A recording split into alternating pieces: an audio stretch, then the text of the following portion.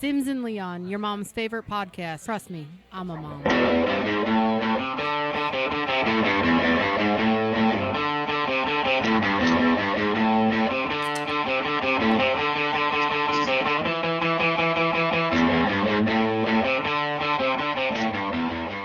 All right, Dustin. You probably noticed it took me quite a while to get here today. Yeah, what's up with that? Because I live about what? On a normal day with no traffic, probably, I'd say 10 to 12 minutes. Maybe. Yeah. Yeah, and that's still, you could even get here quicker if I really wanted to. Right. Let's count how many stoplights there are from my house to the studio. So you pull out, you cross over 174. There's one. Okay. I cross You over. go down Hillary, right? Yeah. Okay. Then you get So to get one. then you get to the one where you turn left. Yep. So now we're there. Now we cross I-35. Okay. There's that one. Then you go to the one. Do you count two there? No, you just one. Okay, all right. Because they're cycled properly. They are cycled. So as long as they're cycled properly, it only counts as one. Okay. So then you get to the next one that turns towards like Lowe's, and yeah, I guess Yeah, the Village airport. Creek. I know what you're So talking we're at 4, and then the first one by what used to be like a little daycare center. about. Uh-huh. Then you had the one right in front of the school. Yeah. Then you had the one that goes to the golf course. Yes. So I counted 7. Yep. I stopped at 10 lights on the way here. 10. Yeah, it happens. Once I got past the I-35 one, Oh, yeah, it sucks. yeah, They're not 3, timed. 3, 3. Yeah, they're not I mean, timed. I stopped at 3 of them twice in a row. Yeah, it literally lets like 4 cars go. Yeah, and it then- was dumb. Yeah. And then, it's so irritating. Oh, I know. And it's the same way in the morning going the other direction. Yeah. It's like they have them cycled completely different. I mean, whoever programmed those lights is going to be kicked in the nuts. And the one where the turn signal comes on for the other way and there's nobody there. Exactly. Yeah. Yeah, they're stupid. So on our phone today, which we need to get our phone sponsored. We do. I want to work on that. On our phone today, we have my Aunt Jerry.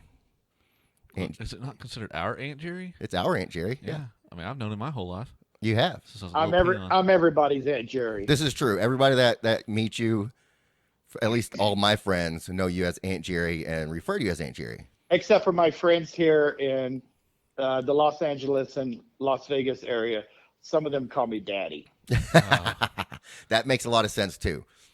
So you live in Vegas now, Yes. and I guess one of the reasons we wanted to have you on, like as soon as we started talking about who we would have on that we consider interesting, you were one of the first ones that came up because Between both of us, not Yeah. just one of us. you've done many different occupations. Like when I first met you, I believe, and I could be wrong, but I believe you were a Catholic school teacher. That's correct. You didn't know he was a teacher? No, I can't see that.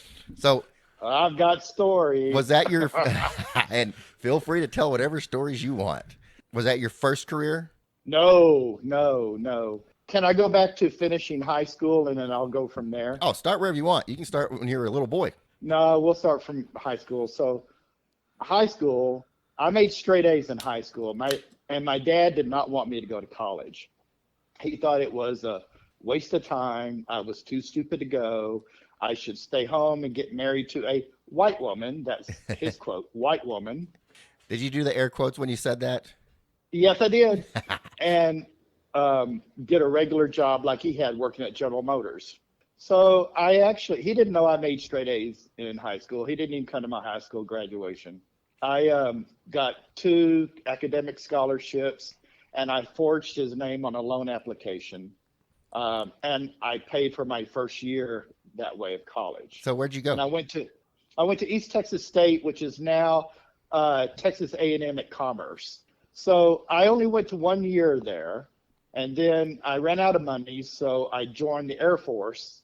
The only reason I joined, now this was in 1973 when I joined the Air Force. I joined so that they would pay for my education. I didn't really give a fuck about serving my country. I mean, you got to remember when this was. This was the end of Vietnam. The end of Vietnam. The end of Vietnam. In high school, if I had decided that if I was going to get drafted, I was going to go live with my Mexican girlfriend's family in Mexico. Oh, you didn't have a white girlfriend. No, that's one of the reasons my dad said white girlfriend.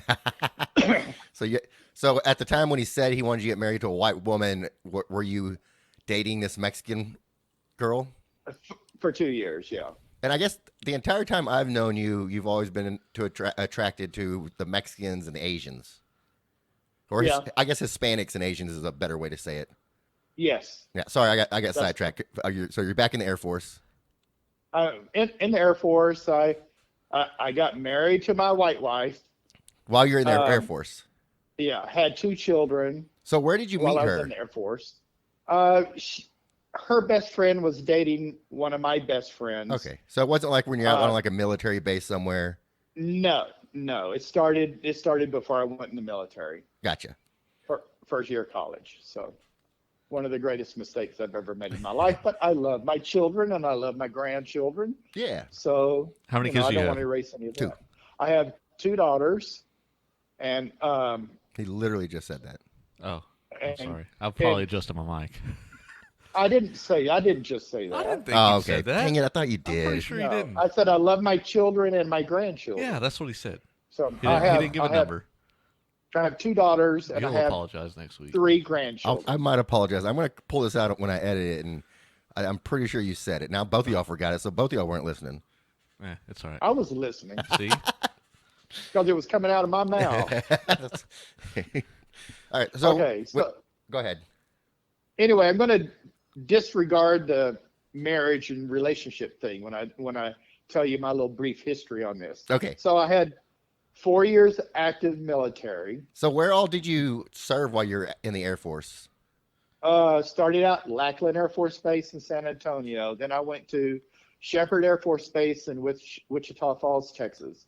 Then I went to Biloxi, Mississippi at Keesler Air Force Base. Then I went from there to Wirtsmith. Don't ask me to spell it. Wirtsmith Air Force Base in Oscoda, Michigan. Oscoda. And that's where my 2 kids were born. The Air Force Base is closed down now.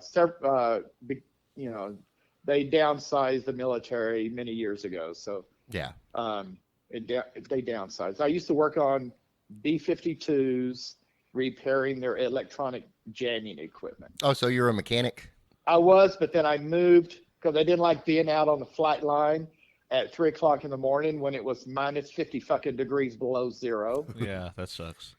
I transferred and I was the office manager for 35 aircraft inspectors that they inspected the B-52s and the KC-135 tankers that we had.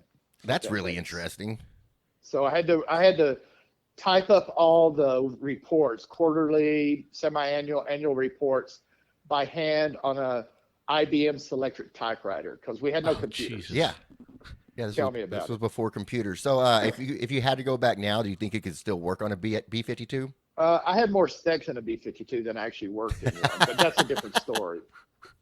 Okay, we can tell that story today, or we can come back to it another day. No, we'll save the juicy stuff for another time. Oh, okay. Maybe we'll do those on an after-hours show. Yeah. So I had the 4 years active duty, and I got out. I enlisted for 6, so I got out of active duty with 2 years left on my active contract. So that moved me into 4 years of National Guard status. So that's when I moved back to Texas with the wife and the kids. The 4 years of National Guard status, what does that mean? Is that like Army Reserve type stuff? Yeah, I used to have to go every month to the Dallas Naval Air Station, which used to be in the Grand Prairie area, I think. I think now they use the other Air Force base that's in Fort Worth now. I think they moved it over there. But anyway, I did 4 years there. During that time... Carswell Air Force Base? Yeah, they moved it to Carswell. There it is. I was once driving to go into Burgers Lake, and somehow Siri took me in a wrong direction. I ended up on Carswell Air Force Base, and they stopped me. They're like, "What are you trying to do here?" I was like, "I'm trying to go to Burgers Lake." And they're like, "It's like you do not belong here. You need to. We're gonna follow you and make sure you turn right around and get out of here." It's like, you know how to get to Burgers Lake? Siri doesn't know how. You must have drove through one of the housing gates that's not manned. I got through something that wasn't manned, and then I went to a security checkpoint. I was like, I didn't remember Burgers Lake being this secure. And then, then they started laughing at me when they realized that I was serious. Like, oh, you really are trying to get to Burgers Lake. And they're like, I think it's on the other side. I don't know why you're directed to go this way. I was like, it's serious. She's just, I don't know. She's got a mind of her own sometimes. Maybe she was playing tricks on me. Okay. I get distracted a lot. While I was finishing up my 4 years of in active service with the National Guard, I started working at that time it was General Dynamics. I think it's bought now. It's over there by Carswell. It's right next to Carswell. Yeah, And I think I know what you're talking about. Trying to remember I trying to started- think what it is now. Yeah, I started out wiring up the cockpit for the electronic equipment that was going in there. General Electric. At General Dynamics. General Dynamics. They- I don't know it what was- I heard something completely was- different. They were building F-16s there at the time. Okay, Not washing machines. not washing machines. It was like- Actual I was airplanes. like, God. there's Are a you cockpit fucking and a kidding me? refrigerator. Oh my God. It's okay. I thought Anyway, last week I thought Dustin was cooking meatloaf on wood. Yeah, Ricky gets lost in stories. I get He lost does in that. I get lost in stories, and I somehow take over stories. Hold on, but I have some beef to pick with Dusto real quick. Oh, here we go. He called me out for taking over dog stories when I brought up dogs, and then he interrupted me and said, "Oh, my golden retriever. Let me tell you about when I got home." I was like, "Hold on, let me finish my stories first." I don't think that's how that went. 100% that's how it went. I don't think so. Yeah, go back and listen. Okay. you always talk about dogs. I know. I love my dogs. Yeah. So, okay. Or the, So you're building cockpits. Here we go. Back to cockpits. so I was putting in the electric harnesses for the electronic equipment that goes in the cockpit at F-16s. I was also driving back and forth. I took weekend courses at East Texas State once again because I already had hours there. Okay. So And they where had were you? I'm sorry. I was just gonna living ask on the where you west were side of living. Fort Worth. Okay, West gotcha, side of Fort gotcha. Worth. So I was driving all the way to Commerce every Friday, How taking how far was that drive? it took me about 3.5 hours as fast as I was driving. Daggone. Every weekend? Every Friday. Jeez. I took 2 classes Friday night and 2 classes on Saturday. Huh. They were the only school that would take my electronics training that I had in the military, along with my office administration in the military. Okay, so you And- applied your experience to credits. Yeah, they went to my degree because my first degree was in industrial technology and production management. Okay. So when I finished that degree, I started writing the repair manuals at General Dynamics for the equipment that I was doing the wiring harnesses for in the F-16. So when you went to Commerce every Friday, so you had Yeah. class on Friday and class on Saturday. Where did you sleep? I can't remember. Oh, they had a weekend thing. Those in the weekend program got a dorm room. Oh, okay. Was So it I the had- same dorm I room had- every time? No. It was funny. They called it, I think, a transient dorm. That sounds sort of bad, but it was for people that just came in part-time, like on weekends to take courses. It sounds perfect for you. And my military paid for it. My VA paid for it. So Okay, so you did have a place to sleep. It wasn't like you're sleeping in your car, getting hotels every weekend. no. It was just one night, Friday night. So I would leave Friday, come back on Saturday night. Okay. So living So the college dream on the weekend. Yeah, so I got the BS degree. Then I met someone that was going to go to medical school. After going to a couple of interviews to get into the medical school, Mm-hmm. and the decision was decided to go to Galveston, I quit my job. And actually, I got another degree in between there. Okay, let's hear about that. I went to UTA in Arlington, and I went 2 years to finish up a degree in secondary education with my major in biology and my minor in physical education. Okay. So now you have your Big electronics degree and a teaching degree Yeah, my industrial degree and my industrial teaching. degree. Science degree. So when it was decided to go to Galveston, I quit my job, which caused my parents to go ballistic. And because I had 2 small children that Yeah. I was seeing on weekends. So So you're lived in already Galveston. you're already divorced at this time. Yeah, already divorced. I was leaving all that shit out, all that Yeah, that's fine. toxic stuff out. Yeah. So went to Galveston, and I started teaching school at Galveston Catholic school system. I taught 1 year of high school, and I looked too much like a high schooler at that time because I was only 27. So I moved. I did 2 years of elementary. And you've then, always looked young for your age. You know what I mean? It's a curse. I don't have that curse, so I wouldn't know. Somebody's got to do it. But then I wound up teaching the last 3 years I was teaching there. I taught junior high school, 7th and 8th grade, science and math. Okay. And then when someone finished their medical school and their residency, we moved back to the DFW area. And I actually started nursing school because one of my room mothers, who was a psych nurse that worked nights, would come into my room, and she was a nice Filipino lady. She cooked all of our meals for all of our holiday meals that we would have in class. And she thought I would make a good psych nurse because of my behavior, I guess. Because you're kind of crazy. Yes. So I started nursing school and then finished up nursing school back at UTA. So now you have 3 degrees. Yeah, 3 degrees. Okay. Master of none. Hey. Jack of all trades, master of none. But those 3 degrees can get you a job in many different, what am I trying to say? Yes. And you know Fields. Yeah, that's a good word for it. The best field that I have had of all of those was nursing. I spent very little time doing bedside nursing because I was older. Yeah. I moved into management very quickly. I was a good manager, and I was a good nurse. I've had a lot of exposure, but more management exposure. And the last job I had before I retired was I was working for a software company out of Chicago, and I was traveling to all these small hospitals all over the U.S. and training their case managers and utilization review nurses and infection control nurses how to use the software, the program that we developed for documenting everything that they did. So that was my last real job. Yeah, so I'd imagine, when you're getting your nursing degree, it probably helped that you experienced, granted you didn't go to medical school, but you experienced that process with somebody.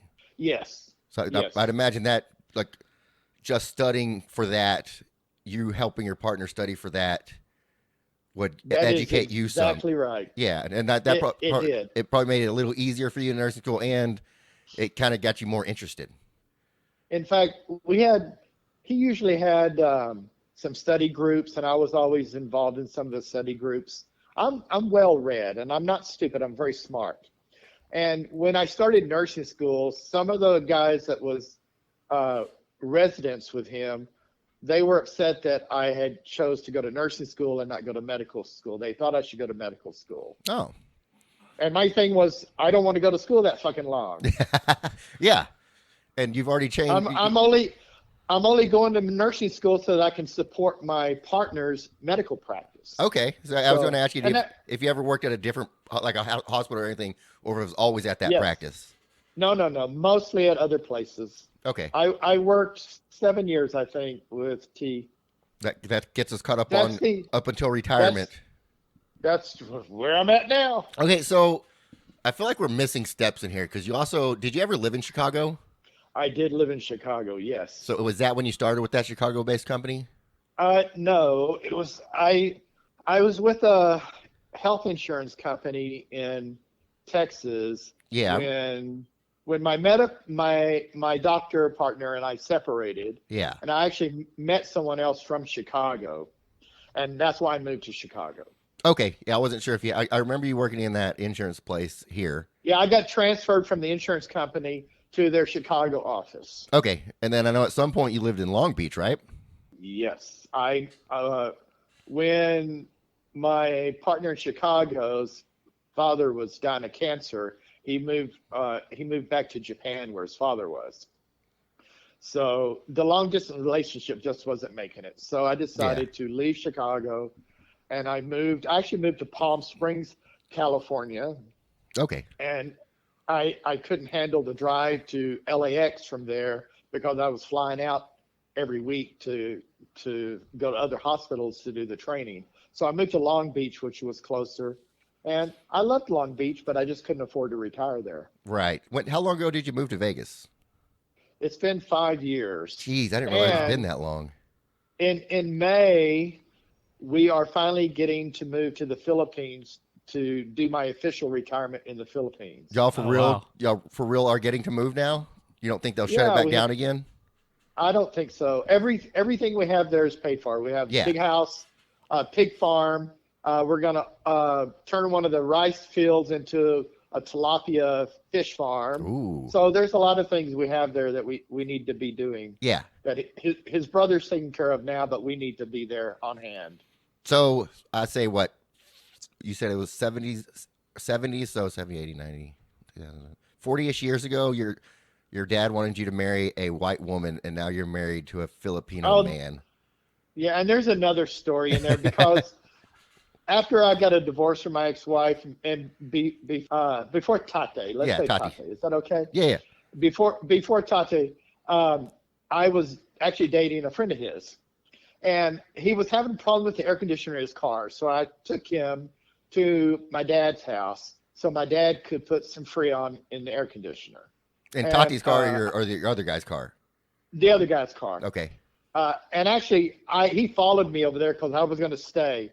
He got his air conditioner fixed, and when he left, and I'm in the garage with my dad helping him put away the hoses and everything where he charged the Freon. He looks at me, he said, Jared, you really need to think about getting married again.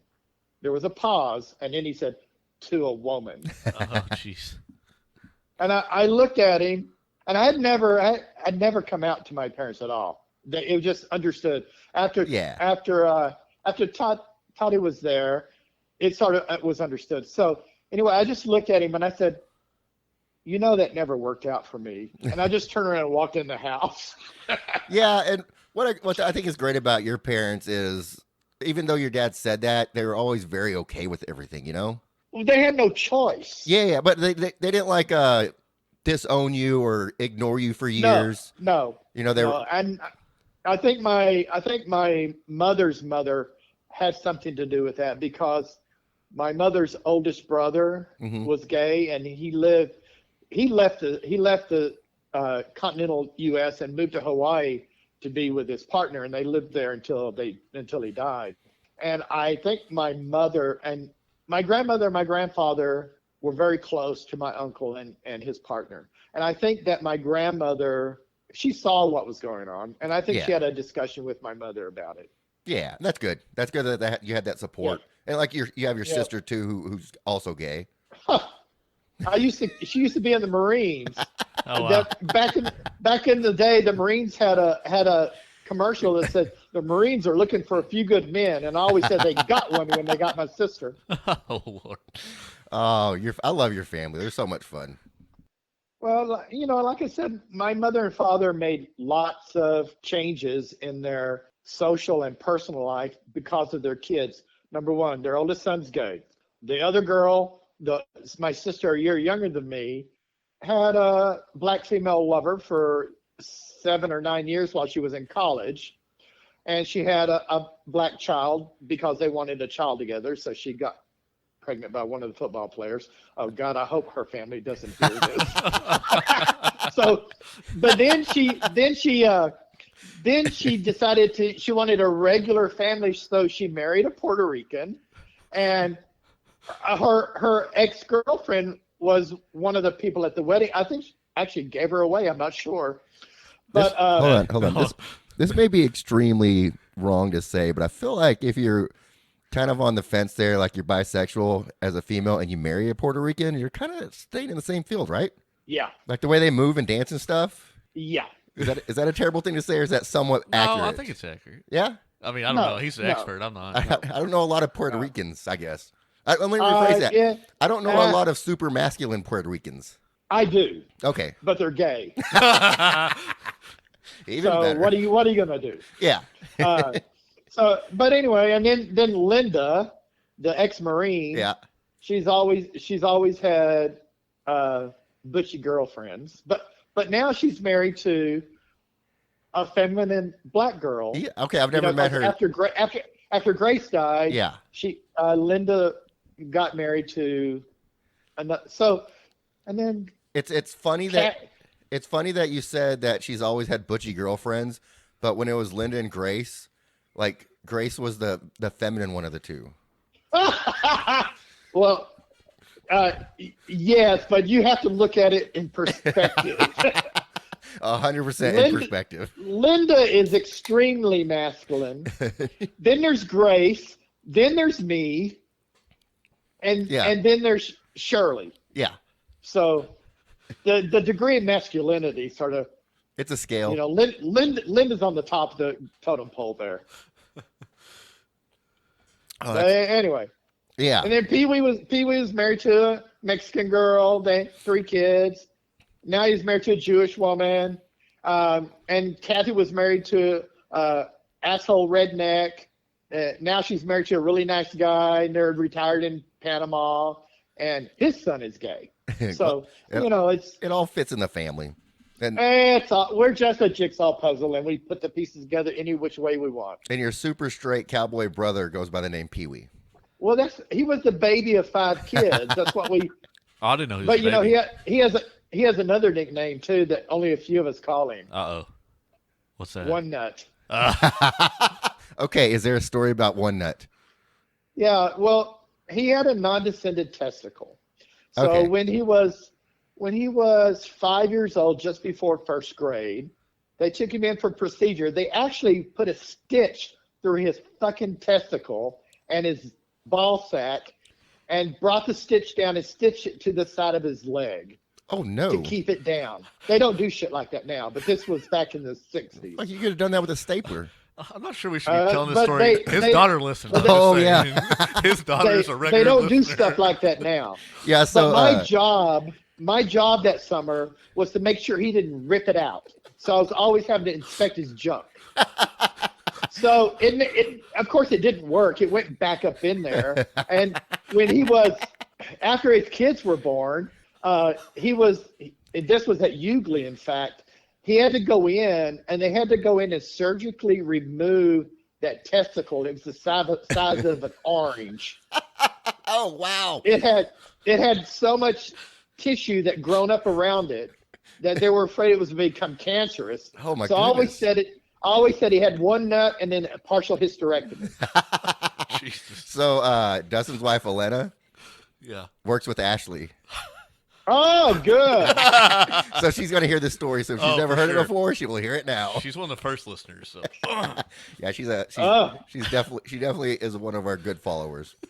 But anyway, the reason I went off on those tangents is just to let you know that my parents were sort of put in a position where they really didn't have a choice. They either had to evolve with their children or be stuck in their 1950s Ozzie and Harriet, or actually not Ozzie and Harriet for them. They were Roy Rogers and Dale Evans. They always thought they were Roy Rogers and Dale Evans. So they did good. Yeah. They evolved and they become loving parents, grandparents, and great-grandparents. Good. And I miss them dearly. All right, so you have 2 kids. How many grandkids do you have? He already said 3. it. He said it. 3. I already said that. You're going to have to check the tape. Yeah. Roll it back. So I don't know if my daughters listen to this. I hope they don't. But my oldest daughter, she doesn't have any children. But my youngest daughter, Rachel, has 3. They all 3 have different daddies. Okay, yeah, that makes sense now. I knew all that. And now she's married to a wonderful guy that's a great father to all 3 of them. Good. And I love him very much. Good. And I know one of your grandkids joined the military, right? Yes. The oldest one, Chris, joined the military. He was in the Navy for a few years. He's out now. He's a welder and a diesel mechanic. And he loves it. He does really well. Is he still big on like lifting weights and bodybuilding? Yeah, he's a big boy. Now he looks like he looks, if you ever watched that series, The Vikings, he looks like a beefy Viking. 100% he does. Yeah, he does. He does. Do you have a specific date set in May on when y'all are moving? No, probably toward the middle or the end. I still have to get a visa. Chat doesn't need a visa because he's dual citizen, U.S. and Filipino. Yeah. So once you get since they don't since they don't recognize same-sex marriage, our marriage is not legal over there, so I have to get a visa as a foreign tourist. So once you get your visa and get over there, can you become a naturalized citizen?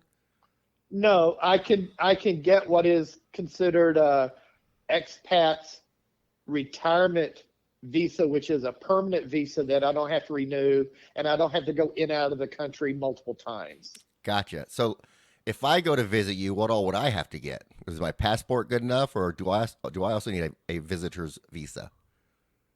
Rabies check and COVID immunizations. No, I'm joking. I was trying to think. I was like, I feel like a rabies check takes a long time. Yeah. You gotta be in the hospital for a few days. Before the orange one, you didn't used to have a visa for travel from the U.S. to the Philippines. It was called a disembarkation visa. When you got off the plane, you signed a thing, and that was your visa. Okay. So now we have to apply for a visa. I think it was the orange thing and the Duterte, the president of the Philippines. I think it was the thing that they decided together because of issues. Don't ask me what. So at you'll some point you'll have to get a visa. But at some unless point, they change yeah, it. I was going to say at some point that could all of that could change. It could, yes. Okay. So with an American passport, we can't go visit. I mean, even just. I don't know. You need an American passport, and currently you need a tourist visa. Okay, a tourist. Yeah, visa, I never really knew what a visa was, but I remember watching I Love Lucy, and a few episodes where they were traveling, they always talked about having a visa to go here, and I always thought, for some reason, it reminded me of a Hispanic culture thing because of that, and I always pictured my grandpa saying it too. I don't know if he ever said it, but I always pictured him saying it. We need a visa. Well, you did. When they were going back and forth from Colombia, they needed a visa. Okay, so he probably did say it. Yeah, he did. That makes a lot of sense. I heard him say it several times. Okay, in Spanish and English. It wasn't just my imagination then. Yeah. So, do you own a house in Vegas, or do y'all lease, or what? No, we're just leasing, and Okay. it's the lease. Rent's expensive here. The house we have is not that expensive. It's still less than $1,500 a month. But that's not there terrible. we don't have any bills there except for our credit card bills and utilities. Everything in there is paid for. Right. And do you still get your Social Security and all that stuff? Yes, Daddy still gets his Social Security. Well, good. I figured that would go a long way since you don't have any. And bills. my $2,000 a month Social Security in the Philippines is about the same as $15,000 a month here in the U.S. Oh, so that's really nice then. And we don't have any expenses. So, and I doubt they have in Texas we have what is it, land? What is it called? Property taxes. Property taxes. Yeah. Oh, they have property taxes there, but it's like $150 a year. Okay, so yeah. So you're basically the Jerry Jones of the Philippines. No, I am retired. I'm just saying, you're gonna be walking in with your gold chains and all that stuff, you know. My husband is going to Yeah. my husband is going to be the Imelda Marcos of the Philippines. I don't get the reference. I don't either. Well, it was back in the 70s. She's known for a closet bigger than she was the president's wife. She was known for a closet bigger than most Filipinos' house that was full of shoes. Okay. Thousands of shoes. It's an age-related reference. Yeah. You won't get it. Well, I'm glad you explained it. Now other people might get it as well. Because I don't know if most of our listeners would get that. I don't know. But you never know. You never know. Your listeners aren't old. We don't know. We don't know. Be. We have some. So our demographic runs, because we get some kind of analytics on it. Our highest rate is between 26 and 44. Yeah. And then after that, the next highest is 44 to 60, maybe 55. Oh, really? And then early 20s is the next one. And then past retirement age is after that. Huh. Well, I hope I prove to be entertaining for your listeners. I hope you do too. I think you will. We also have a bunch of listeners in Belgium. Yeah. Really? Yeah. I love Belgium. Do they speak English there? Please. See, that's what I hate about Texans. What? About most people in the U.S. We only speak They one don't language. travel. Yeah, exactly. You don't travel, and you don't understand what goes on in other countries. Yeah, because we're Tati our and own I- country. We're Texas. Oh fuck! Fuck it. We may all lose power this week because it's snowing, but we're Texas. Fucking Texas, baby. So when Tati and I went to Amsterdam, that was our first trip together out of the U.S. We did a little tour to the windmills and the tulip fields, and there was this little guy that was on the tour bus. The little bastard spoke 7 languages, Jeez. Jesus. and he would have a paragraph in English, then French, then German, then a Dutch for the Netherlands language, and Spanish. And I thought, That is What- insane. Yeah. why can't we have shit like that? And I listen to people speak minimal three languages. The languages they speak are English, they're local, and then at least one other language of a country close to them. Like Spanish several or French or country- something. Yeah, several countries in Europe could fit in Texas. Oh, yeah. And they each have their own language, but the majority of them do speak English now, but it's a business language. Right. Most of the Yeah. business is conducted in English and some other language. It's like the Philippines. In the Philippines, every kid there that goes to school can speak 3 languages. School is taught in English. They also are taught to speak Tagalog in school. Wait, say that Then again? they have their Tagalog? Tagalog. Is that their national language? That's the national language of the Philippines. Okay. It can be referred to as Filipino. Can but you it's say Tagalog. something in that? Can Yeah, you are say you- something in Tagalog? It's going to sound like Spanish. Oh. So But are those? listen, Oh, go ahead. but listen, in Spanish, I would say "Cómo está?" Uh-huh. like how are you? And then, but in Tagalog, "Cómo está?" "Cómo está?" Okay. Okay. So is it very So, similar and to it's that? spelled different. It's spelled with a K instead of a C, and it's broken up in Spanish, but in Tagalog it's put together. "Cómo está?" Okay, so um, if somebody knows Spanish, could they somewhat get away with speaking Tagalog? No. Okay. They can understand. They can probably understand about 30% of it, like I do, Huh. because Tagalog is made up of English, Spanish, and then their Filipino dialect. And the reason it's in English, Spanish, they were a Spanish colony for several hundred years. Then they were an American colony for over 100 years. But Spanish, they speak Tagalog, English, and then their local dialect. Okay. So chat speaks English, Tagalog, Cebulian or Visayan, which is the local dialect for their region. But he also speaks Spanish. He speaks a little French and a little Indonesian. So, but see, he worked on the cruise line for Okay. Yeah, he Like talked to a lot of different 12 people. years. So yeah, I was gonna say when we went to Vegas for Jerry's wedding, me and my friend stayed with you, and at the time, Chat was working. Can I say his name? Is that okay? I think he's Yeah. already said it. Okay. Chat was I working. said it. Chat was working for was the manager at Dunkin' Donuts, Oh, nice. and he brought us donuts. Oh, Oh. so good. yeah. But now he's a manager at Panda Express. And now I have to brag on my husband a little bit here. He is his store is number one in the region. That includes Las Vegas area, Nevada, Utah, and Arizona. Number one in the region Nice. for that out of several hundred stores. Yeah, 'cause he it's is not- he is number 2 and number 3 internationally out of 2,000 stores. Oh, that's Dang. really awesome. Good job, Chat. Well, I want to go to They're his not. band They're not happy. They're not happy that he's leaving. Oh, I didn't even Fact, think about that. then. Yeah. I bet They're not. trying to talk him. They're trying to talk him into being the manager for the store in Manila, and we say no. For one thing, we're not living in Manila. I can't stand that fucking city. Oh, you want to hear a new secret? Tell me a new secret. RL2 is retiring this year. Really? Yeah. Well, it's about time. What? And let's see. I'm 68. He's 65 now, or 66. Yeah, I think he'll be 66 this year. Yeah. Well, good for him. Yeah. So he's His company doesn't know, so hopefully nobody from his company are listening to Oh this. shit. But yeah, he's retiring this year. They're selling everything. Is that like R2D2? We're using code here. Yeah. So, You see, after being involved in your family for over 20 years, I know the shit that goes on. yeah.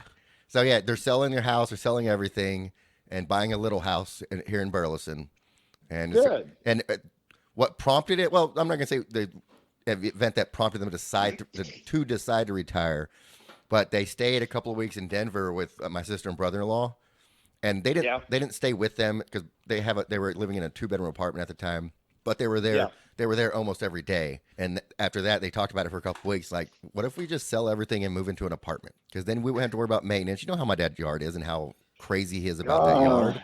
Yes. It's the most beautiful yard I've ever seen. He needs a break. And that's what he says. Like, And he decided push mows it. It's like a whole acre. And he push mows the that. front yard, the giant front yard. St. Augustine. That ain't easy. Yeah, it cuts it real thick. Yeah, the highest setting you can get on a mower. When he was stuck at home for COVID, he literally mowed twice a week. And so in my mind, it's like when he retires, that's all he's going to want to do. But then he called me and told me he made this decision. He's like, and I just don't want to mow anymore. I don't want to deal with all this. I don't want to fix the water heater when it breaks. And we're at Brandy's and she had a light bulb go out and they would come and change the light bulb. It's like, I want that light. That's good. Oh, yeah. Then after further discussion, like, well, let's get a small house. That way, at least, if we live there for 5 years or whatever, we can build up some equity. We're not just giving away money renting an apartment. Well, I hope they do fun things like travel and stuff. And I think they will. So, our families are connected in multiple ways. It's a small world. My brother worked with your dad for a little while, but then not too long ago, less than a few months ago, where he is now, they got a new machine and they had someone come out from the owners or whatever for the machine to give a class. It was your dad. Oh, wow. But yeah, so we were connected in so many weird, different ways. It's insane. But you know what I miss? I miss all of our volleyball games and shit like that we used to do, because we used to do us old guys against you young guys. Yep, the young guys would win every time. I was too young to be a part of that. We always kicked your ass. I think you remember this wrong. The old guys always kicked your ass. I don't think you remember this properly. I felt like for one thing, Uncle Jerry would fly through the net and land on y'all. Not me, your other Uncle Jerry. There's too many Jerrys in this family. And I remember we started playing so much that we had a full court set up in my parents' backyard. And our backyard. Then a full court set up in y'all's backyard. I wish I was older during that part so I could be a part of it, because I was way young. You were just a baby. I was really young, but I remember it. I remember my dad used to play. Yeah. Your dad used to play. Yep. Yeah, he did. He was pretty good for a white guy. Well, he's tall, so it worked. That helped. I'm going to go back to speaking languages. I told Dustin last week that I've been trying to relearn Spanish. I've been doing online. Hold on. You relearn or just like learn? You never knew it. Pay attention. Well, no. So here's what I realized. Well, no, he understood it because that's all his grandmother would speak to him. Yeah. That's what I want to become fluent. And necesita y muy importante hablar español. Yes, it's very important to speak Spanish. Yeah, I can understand that. Here's what I noticed about that is right now I can translate a lot of stuff, but I don't understand it instantly, if that makes sense. I can't have a conversation back and forth. I'd have to translate it, then translate it from English to Spanish and say it back. I understand, because I read it and write it better than I speak it. And I have a funny language Spanish story for you when you get to a point where I can tell you. Okay, yeah. And I was just saying, it amazes me that somebody can do 7 different languages, and I'm struggling to get my brain to process that switch I got to get to where I can speak it fluently and actually understand instantly, and I'm not translating it. It's just a language. You know what I mean? I know. It drives me crazy, too. I dream in foreign languages. I always have, probably because I've just always been fascinated with it. That sort of led to my book, but we're not talking about the book on this time. We'll talk about the book on a different one. We'll take a break here in a minute, and then we'll talk about the book. How's that sound? But I want to tell you my language story. Do I have time to tell you my language story before we take a break? Let's go. Yeah. So October 30th of 2020, I had a prostatectomy. I had my prostate removed. I had prostate cancer. Okay. Wow. So Chat has never been exposed to much hospital stuff. So it's an outpatient procedure, but they kept me in the hospital for 24-hour observation. So, and you're kind of a pro at hospital stuff. A little bit, yeah. Yeah, do you So know? when I finished the surgery, and they're rolling me down from recovery to my room, Chad is in the hall waiting for me, and I look up and I see him, and I start speaking Spanish to the people pushing the cart because they were Spanish. I just told them that's my husband, mi esposo. So we get into the room, and Chad has set up a Zoom meeting with my family so that they know that I'm okay. So it's my siblings, my kids, a couple of my grandkids. I did the whole fucking thing in Spanish. Awesome. When I'm drunk or when I'm high, I lose the inhibition about whether I'm speaking it well or not, and I speak it a little bit better than I think I do when I'm sober. So my You're son-in-law had to medicated. interpret for my I was still medicated. He doesn't understand anesthesia can stay in your system for 10 to 24 hours. Yeah, until you poop, and right? I had 3 anesthesias. So I don't know about that. I did the whole thing in Spanish. My brother-in-law and his mother had to interpret for my daughter and my other family that was on the thing. My sister's Puerto Rican husband had to interpret some. And Chat was so embarrassed. So I told the story last week, but yeah, when I was in Mexico once and got super drunk, I could speak Spanish. I could have a conversation. But right now, I don't think I could. Well, it's a subliminal thing because some of those early memories, like your memories of your grandmother taking care of you when you were a baby, Yeah, they come out. I mean, it's like I spoke a lot more Spanish when I lived with Tatia and your grandmother. Oh, I bet. Than I do now. But I speak a little bit more now because of my neighbors and because of Chat and his work. He has an all Mexican crew, or all Spanish speaking crew in his kitchen. So. And then when you move to the Philippines, it'll help out there too because so many people speak different languages.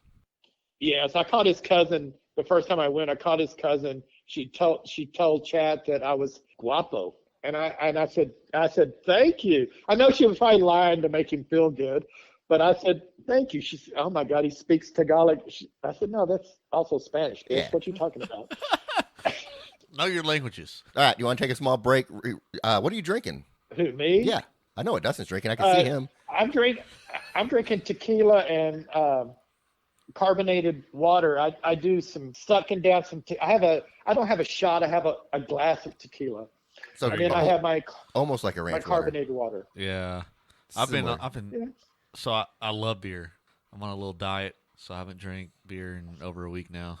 And so I'm on the tequila. I've had my share of tequila this past week. I tell you that. So are you starting to look pregnant, Dustin? A little bit. No, he's I still got the beer skinny. belly. Well, I'm turning 30 in May, so I got to be looking Shit, hot. I've got underwear older than that. Okay, do what you got to do to take a break. Hold on. Before that, I said something while you're telling your story about, you said anesthesia. It stays in your system anywhere from 10 to 24 hours. And I said to Dustin, I was like, yeah, until you poop. And he thought I was Not crazy for always. saying that. Poop and pee. It comes out in your poop, pee, and respiration. It depends on the kind of anesthesia you have. Okay, I should know a lot of times, like especially, maybe not especially, but the few times I've heard this is like when a female has a hysterectomy, they won't let her go until she poops. No, that's not. It's not because of the anesthesia. Oh, It's because the anesthesia. One of the things it does, it slows down your peristalsis, which moves your poop through your intestines. So it just stops and clogs up there, and you can get constipated real easy after anesthesia. So they'll either let you go after you poop, or if you're farting a lot, they'll let you go. I was farting a lot, so they let me go. All right, we're gonna take a break, and we'll stay on the phone, and then go use your restroom, whatever you need to do, and then we'll jump back on.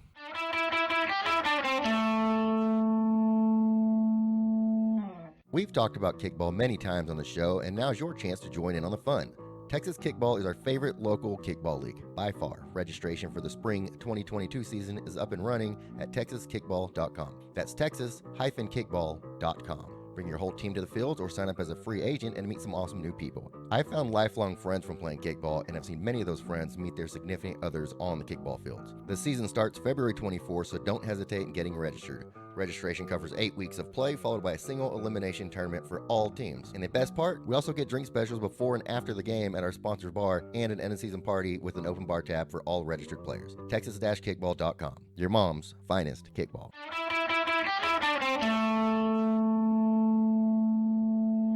So University Building Specialties is a family-owned and operated commercial door and hardware distributor. UBS specializes in hollow metal doors and frames, wood doors, finished hardware, and other miscellaneous specialty items. Our 20,000 square foot facility located in Fort Worth includes a hollow metal fabrication shop and a variety of stock inventory. UBS has ranked in the top 40 companies to work for in Fort Worth several years in a row, according to the Fort Worth Inc. magazine. Here at UBS, we strive to provide contractors with the best quality product and quickest turnaround time. For more information about our products or join our team of field installers, warehouse fabricators, office sales staff, or more, visit our website at ubsstores.com. University Building Specialties, your mom's #1 supplier for butts, knobs, and knockers. Okay, so you wrote a book. You kind of teased that. I did, yes. It was my segue into the book. Okay, I have not read your. Yeah, you said you were going to send it to me before, but you never sent it, or at least I never got it. You probably never thought to open the attachment. Now you have to go to Amazon and buy the goddamn thing. Oh no, 100% I will. It's only $2.99 for ebook. Okay, Oh, there you go. So I'll do it's an ebook right now on Amazon. Yes. And what's the title? The title is Masters of the Temple, and then this is book 1, the Gemini Project. So the series is called the Gemini Project. The series is called Masters of the Temple. The book is called the Gemini Project. Book 1 is Gemini Project. Book 2 is going to be the Temple and the Keeper. Book 3, I haven't decided about the name of book 3 yet. I haven't started on that, but I have started on book 2. How far into book 2 are you? First few chapters, and I've rewritten a few things because I've changed a few things up. But yeah. So the first book, what was the name of it? Gemini Project? That's the name of book 1. The series is Masters of the Temple. So the Gemini Project is 100% done, already published out there. We can get it on Amazon. Yes, as an ebook. I'm waiting on my grandson. My grandson did the cover art with Caleb, my 20-year-old grandson. He did the cover art, and he's for the paperback. I have to have a back cover art also. So he's supposed to have that finished. So hopefully when I get finished formatting the fucking thing, because that was harder than even writing the book. When I get through formatting it, I hope to send it to Amazon maybe Friday if he's done with the art, so that it could be available as a paperback. But it probably wouldn't be available as a paperback for a couple of weeks after that. So I think when it is available as a paperback, I'm going to buy it and have it autographed by the author. Yeah. You will. I'll autograph it for you. Good. I do want to say something about the ebook though. Okay. I said the formatting was hard.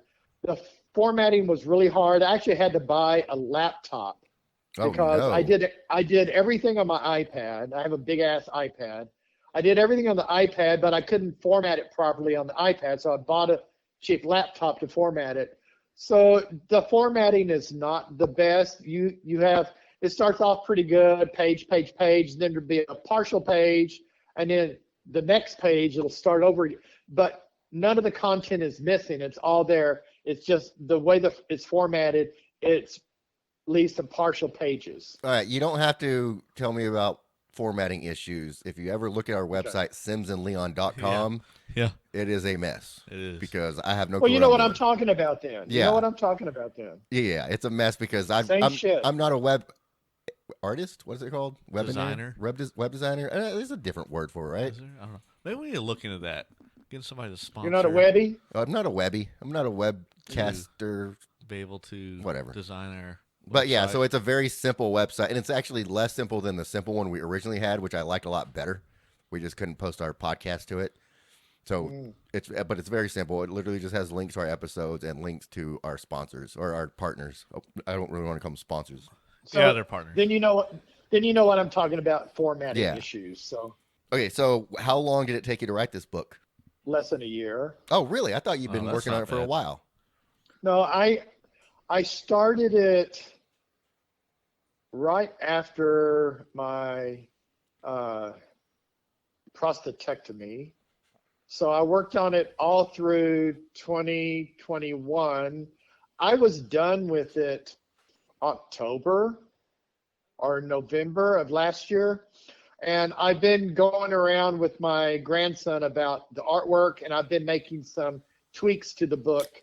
Like I added the last chapter because I didn't think it ended and transcended into the next book as well as I wanted it to. So that makes sense. So how long ago did you have the idea? I took all of my book ideas that I have jotted down here and there through the years have been products of my dreams, because I only want to write science fiction, fantasy shit, because my dreams are mostly like that. So. And you said you dream in foreign languages. Yeah. So the book, the setting of the book is in Beijing, China. But of course I did not write it in Chinese. I don't know a whole lot about China demographics. I know a lot more than most Americans. That would probably make it harder to format if it was in Chinese.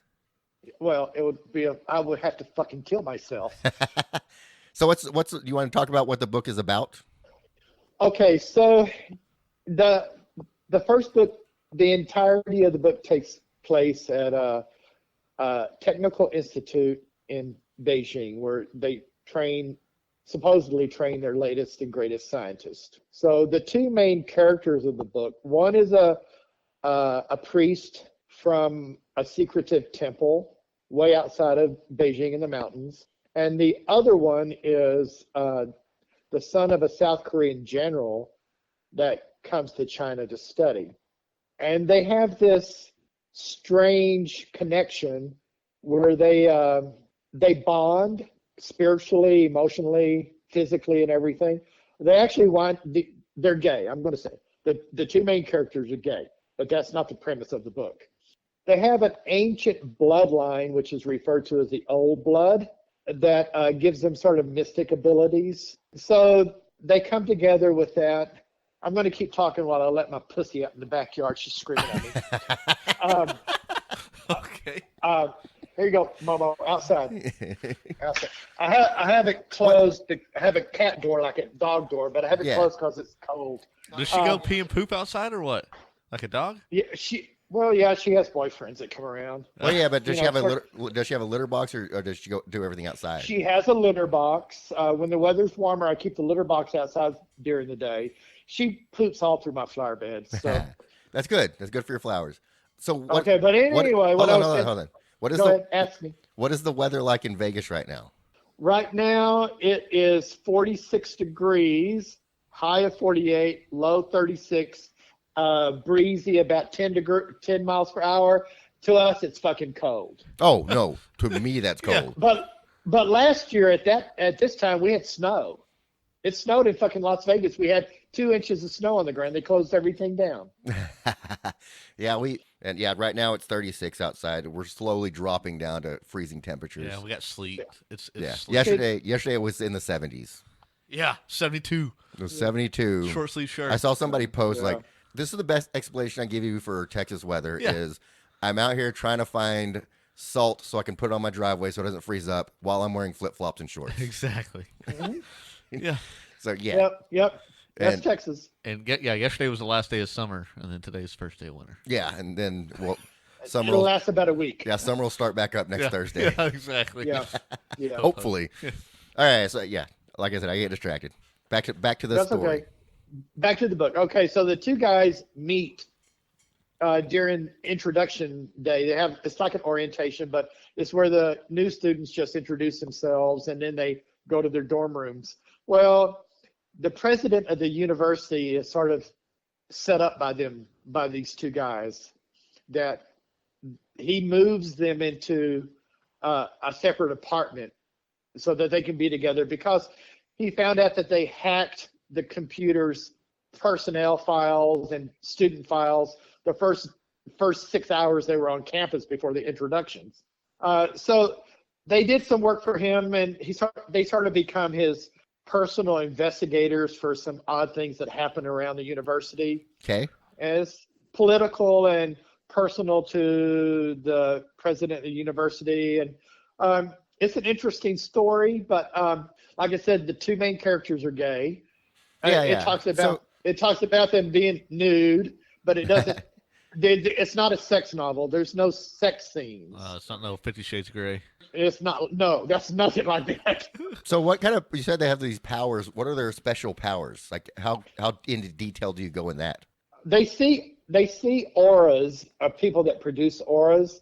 That's sort of like a glow around another individual they know how to read them. Sort of tells them something about the person. Okay, so somewhat like psychic abilities ish. Yeah, it's a little psychic, and they have their two main powers is their aura and their chi. Chi is an internal power that the aura is more emotional and visual. The chi is more of a physical power. Oh, gotcha. So now they start. Well, I don't want to. I'm not trying to ask you to tell the entire book. So then the priests from the temple used to provide assassins hundreds of years ago. Now they provide electronic security.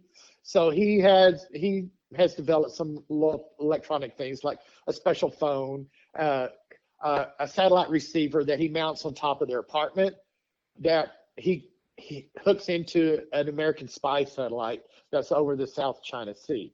So from there on, it's sort of they become very close friends with the AI that's in the spy satellite. So from then on, the book builds on. So it's a decent story, but it's sort of like dreams I've had. The two guys, they speak multiple languages. They speak Mandarin, Chinese, and So do you have any part of the books written out in a different language? No. It's all 100%, 100% English? Dare. It's all in English. Okay. It will say in Korean, they say, or in Chinese, they say. But like when they turn this book series into a movie trilogy, they'll be speaking those languages and then have subtitles. If it's done the way they want to do it, sure. It doesn't matter to me. I don't ever, I didn't write this book for money. Yeah.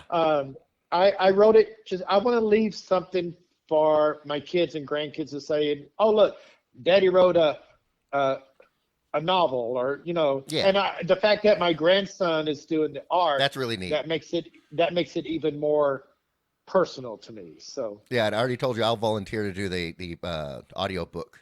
Yeah. You and Justin should be the voices of the two characters. His name's Dustin. What did I say? I think you said Justin. Yeah, I think so.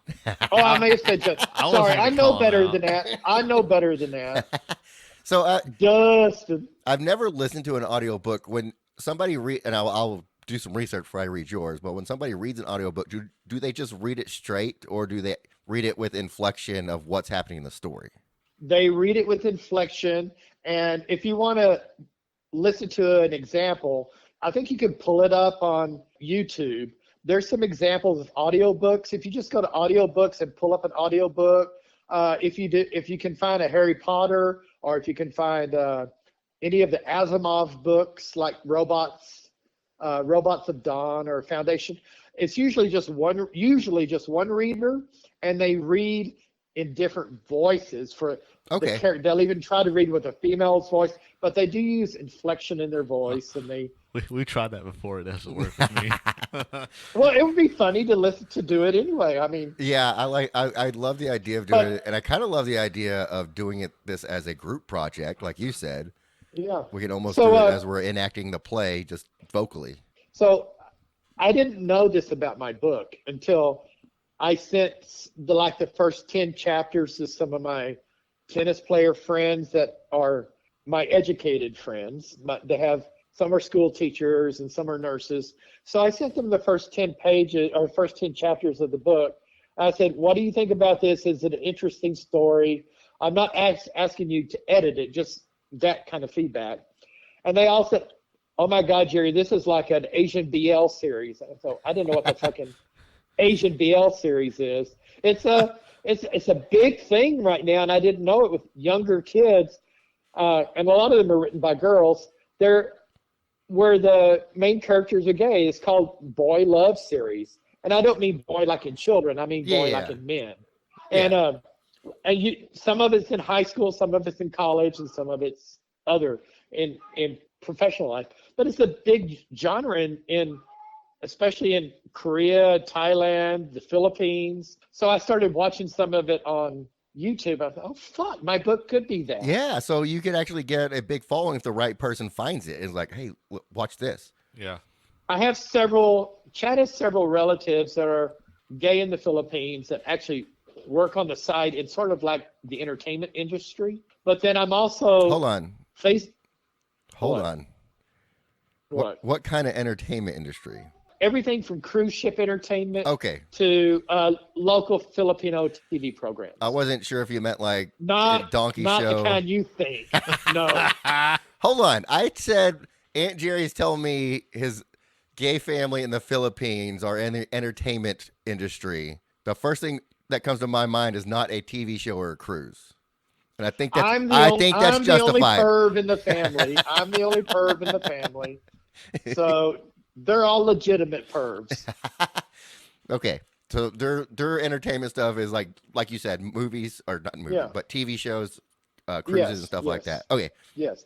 But I also have connections with a couple of the Filipino BL actors that I follow them on Instagram and YouTube and Facebook, and I've chatted through those social medias with them and about, the work that they do. So, I could send copies out whenever I'm ready, but yeah, like I said, I'm just doing it for fun. I enjoy it. I really enjoy it. I can sit and write for 10 hours and not realize I haven't eaten. That's how we do with talking. Yeah.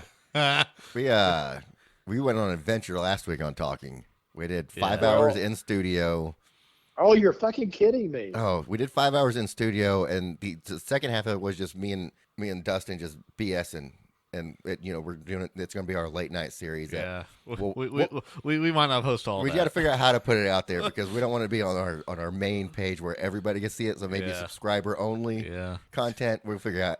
After we did 5 hours of recording in studio, we went to the Old Texas Brewery, our favorite place to drink beers and have fun. And is that when you called me? Yes. Yeah. We were testing out. Yeah. We just went up there to test out the equipment to see how it sounded there, how the background noise sounded, and we ended up recording for 8 hours. Yeah, we were there early, and we got there at 2:30. We didn't leave till 12. Yeah, we got there at 2:30, and then left at midnight, and talking the entire time. It was so much fun because we had other people come in and just join. People we didn't know. They were so interested. Some people that we knew jumped on the microphone and talked with us, and we had 3 microphones, me, Dustin, and 1 extra microphone. Yeah. And then other people would what are y'all doing? Mind you, the whole bar is packed. There's not a table open. If we're still talking, I wanted to tell Dustin about a couple of my memories of you. Okay, I'm done with that. Okay, but before you get to that, so have you been able to see how you get the analytics from Amazon on how many downloads you've had and how many people are listening or I don't know why I keep saying listening, reading your book or buying your book? Let me look right now because I had not looked at it today. There's a website, kdp.amazon.com, and that's where you submit your book, either the ebook, the paperback, and they also now have a beta hardcover. But on that, there's a reporting thing, and for my book, I have only sold 4, 7, 8, 9, 10 copies, which is okay because I've only put it out there by word of mouth. Oh, there's more activity there. So I have made a big whopping $16.32. It's $2.99 to purchase it. I get 70%. Okay. But people have Kindle, that big Kindle Unlimited. Yeah. They can get it for free. And I get paid by page reads. So however many pages they read, I get now there's on the page read thing, Kindle Read, there's 700 pages have been read so far of people that have. So how many pages is your book? Well, because of my formatting, it's more pages than what it actually is. Yeah, but that might work out better for you if you get paid no per page. kidding. Like, I'm going to fill up half of Well, every yeah, page. I'm sure it does. But it's several hundred pages. Okay. Several hundred pages. But if it's just straight on my Word program, it's less than 200 pages. So. Oh, okay. So, like the analytics we can do on this podcast, this is strictly with Apple Podcasts. I haven't figured out how to get this kind of analytics on Spotify or the other ones. But on Apple Podcasts, it tells you the percentage of how much people listen to each episode. Oh, really? And when we first started out, the first few weeks, it was like 30%, 40%. It slowly grew. And now the majority of ours are over 100%, which means people are listening to it, and then some people are listening to some again. So I have the App Store open now. Is the App Store or iTunes where I need to go? You should have a podcast. Yeah, podcast app. If you're on Apple, it should have like a little headphone thing with like an eye. It looks like that. If you can see in the microphone. I will. It's a purple icon thing that says podcast. Yeah. And podcast. There it is. Yeah, Yep. you can do that. Oh, there you are. I guess I'm already 7 new episodes. Yeah. So speaking of the social media stuff, you were giving me the stats the other day, and we've been really promoting it on Facebook. Yeah. So I was going through the shares that we had, and I noticed that Shelby shared it. Yeah. Did you see that comment? Yes. Okay. So not sure what's going on. Still haven't talked to Shelby about it. Notice it's still just one comment there. Yeah, so I got it pulled up. Her name on Facebook is not Shelby either. Yeah, she has multiple names. So this is what's confusing. And she also has like multiple personalities, so you never know which Shelby's going to show up. So she shared our last episode. Yeah. And it was just me and you. That was the episode with just me and you. She shared it. The first one since episode 2. Yeah, she just shared it and said always worth to listen. And she had one comment. And so I went to the comment just to see. I was just interested to see if somebody had something to say. So this random guy, not even friends with her at all. This is what he says, and this is a paragraph long. It's a long post. It's a long post, so I'm going to read it. What he says. He says, "I'm really impressed about your profile and personalities. I also admire your good sense of humor on here. So I'm thinking he's talking about the podcast. He says, "I don't normally write in comment sections, but I think you deserve the compliment. ... a bunch of dots. I would love to know a beauty as you, if that's okay. Do you mind sending a friend request?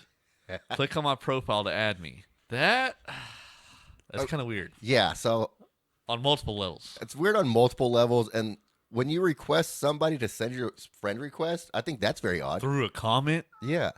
On their post? So here's the deal. Number one. I can hear your pussy, Aunt Jerry. I know, she just screamed at me.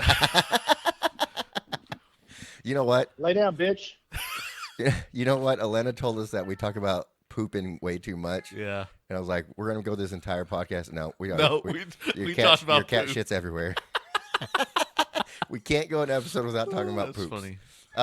And shitbags, too. You're not going to believe who called me while I was on my way here. Oh, who? Aliki. No, that Alamo, Georgia, whatever it was. Oh, the alien one. Yes. Like really? if I would have skipped at least like 3 of those 10 stoplights, I could have been here. We could have answered it. We could have answered it. And they didn't leave a voicemail, though. They didn't? No. Damn it. The same number, though? The same number. Exact same number. I don't know. That's weird. All right. Now you want to tell stories about me. This could get very interesting very quickly. No, I was... Just 1 second. Okay. Uh-oh. Take your time. Take your time. All right. Let's crack out. Let's get...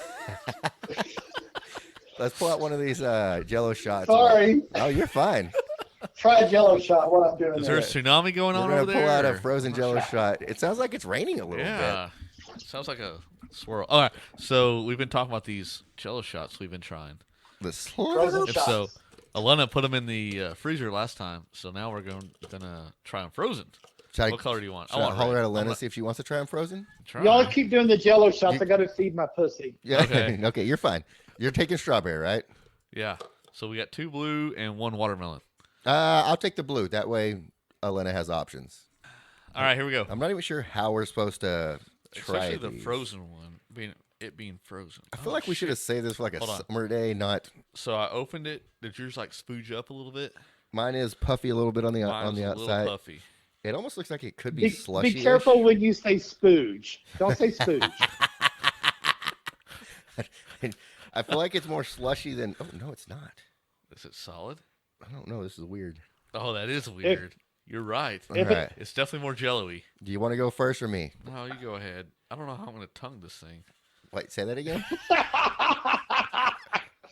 Oh my God. Anyways, We've had some really good drops from Shelby, but I think I'm having to pull that one out too. Y'all know I'm sitting here naked during this whole oh, thing. Jesus Christ. I did not, but it No, does not. I'm not. It would not surprise me Yeah, at it all. wouldn't surprise me. All right. All right. While we we go. take our Both at the same frozen time. Jello shots, Here we go. you Cheers. think of a story about me to talk about. Talk about you. He wanted to talk about me. Oh, he was going to talk about you? Yes. Oh, I thought he was said gonna tell about me. stories about No, Dustin, I was not going to talk about you. I was going to tell you a Oh. story about Ricky Oh, that you didn't know. Oh, that makes me sad now. It's the consistency of like a push pop. I still see the whole Jello shot in your little container Yeah, there. it's very odd. Come on, Rick, suck it out. I'm trying. It was much easier when it was Jello. Now it's it It's cold. separates more this way. I like it better. Do you like it better this way? Yeah. Are they in the plastic containers? It's in Yeah. a little bitty plastic container. It's Just not like crush the plastic container and shoot it in your mouth. So it's not that kind of plastic container. It's kind of a cone shaped, and the Yeah. bottom is like supported, so you can't really squeeze it very well. That's freaking good though. It I love is the good. strawberry. The strawberry is my favorite. These turned out so good. Like we were shocked at how good they turned out when we bought them from a gas I like station. it frozen better. I'll be honest. All right, story time. Yeah, let's hear it. Okay, so my fondest, most loving memory of Rick was when he was about, I want to say around 4. You were somewhere between 3 and 5 years old. I'm not sure. Dang, that was before I was born. It was when That's a little bit before it, you were born. it was when Tati graduated from medical school. Yeah. We were at the graduation. I was there with the family. We were sitting there for over 3 hours. You slept sitting in my lap, facing me, with your chest and head against my chest the entire time. Huh. See, I vaguely remember being there. A little Ricky. And you didn't wake up. I tried not to move. And by the time, and it was in the fucking summertime, and all thousands of people in that convention center, and the air conditioner wasn't working that well, and it's in Galveston. It was hot as hell. Yeah, humid. So hot and humid. My whole front side, down to my knees, was wet, and looked like you had peed on me, but you didn't. We just sweated. Your whole front side was wet. So when I went and saw Tom Segura this past weekend, at some point we all stood up to cheer, and somehow my beer got knocked over and spilled all over my leg Oh shit. and my chair. Actually, it didn't spill on my leg that much, but it did spill on my chair. And so this is a very similar experience. I felt like I would also peed my pants that night too. I have a fun It story probably to tell looked about and that too. smelled like you peed on yourself. Hey, he was so funny. Beer. I would not have been surprised if I would have peed myself. He was very funny. And by the way, it was not me who spilled the beer. It was the person with me. So, Dustin, to get even more personal, when Tati and I were separating, Ricky was living with us. Yeah. So I moved from my bedroom into Ricky's room. This is how close we are. Yes. Sounds kind of close. And the thing is that he has the same scent as his uncle. I never knew that. Oh Jesus. I've told you this before. Okay. And I would sort of have my face up against his back or something while he was sleeping. And it just relaxed me. Because it was a very tense time in my life at that time. So and when I moved out, he moved out with me into my house. And so it was a very tense time for you, but right before that happened, it was a You too. It was a very tense time for me. So Yes. I just experienced, and it wasn't the same thing because me and her weren't together for 20 plus years, you know. But it was the same thing. It was similar. It was an unexpected breakup. So Yeah. And so I'd just gone through that. So, and you were there to comfort me. And then when you were going through this, it was just nice that we were both kind of going through a similar situation that we both understood. We understood. Yeah, we Yeah. understood what we were going through. But anyway, that was That's my two. I don't want to say fondest, but those are the ones that pop into my mind more frequently than anything else. Those are two times that we were very, very close. Yes. So Well, him we've always been very, very close, closer than most 100%. uncles and nephews. Yeah. But because there's not anything I didn't discuss with you, and I don't think there was anything you didn't discuss with me. A lot of times, Ricky's more like my son than he actually is a nephew. Well, I imagine. It's nice to have somebody you can talk to that you can literally talk about anything. I have you and also Uncle Jerry. And then I treat my niece and nephew, mostly my nephew, just because me and him, I feel like we have a lot in common. I treat him the same way. It's like, if you ever need anything, dude, call me. Yep. Talk to me. Yep. I'm here every time, No, I'm the same way. And when I go home to Texas, I stay, usually if it's just me, if Chat's not with me, I'll stay at Rachel's house, and I sleep either in the bed with Caleb, my 20-year-old grandson, or on the air mattress or on a pad on the floor in his bedroom. We always smoke either on his pen, his whatever it is, whatever they call it nowadays, or we just smoke. But that's the only time I smoke. But I'm like you. I prefer the edibles. My husband, nothing. Don't do it. Don't fucking do it. He doesn't want me to do it. I'll tell one of the stories I'll tell on different casts will be the can time tell I it went now. to the emergency room. Oh, you can tell it now. We have time. So we ain't got nowhere to go. I mean, you can edit and make several shows out of this. That's fine. Yeah, Dustin just brought out 2 more Jello shots, so we're gonna eat the last 2 Jello shots, and I brought out. I just got another tequila and another sparkling water, so I'm good. When we moved here to Las Vegas was right after I retired, right at the same time I retired. So I was home a lot and I was bored. And next door, we live in a house, not an apartment, with a small yard. So next door, the house it's a larger house with 5 bedrooms, 3 bathrooms, something like that. But there were 5 guys living next door, all in their mid-20s, except for one guy was 30 right out of the Army. 2 sets of brothers, and then a friend of theirs they went to high school with. So they would be smoking pot out in their backyard all the time, and I would smell it, of course. And I had a really good relationship with them. I would go, they needed the faucet fixed in their house. I would go fix it. You're like a little handyman for them. Yeah, and they would always, they cut my hair and Chat's hair, my hair when I had hair, and Chat's hair. One of the brothers was a hair cutter. So if they ever had like an electrical problem in their cockpit, you could fix it. Yeah. I'm always good with a cockpit. Don't go there. Or plumbing. But anyway, of course, they were all straight guys. They knew Chat and I were gay, so it's not a big deal. So I got this pot from a friend of mine. I had it for a long time. I just had it in the cabinet, and I forgot about it. And I thought, I was drinking some wine. I went in the backyard, and I had this little pipe, and I packed it and took just 2 big hits. Yeah. Well, it's that new shit they sell here now that is hybrid, and it is so fucking strong. But the guy that gave it to me, it was laced with a little meth that I didn't know about. Oh, Jesus. So here I am in the backyard. It's in the summertime. I'm in a pair of flip-flops, basketball shorts, no underwear, and a tank top.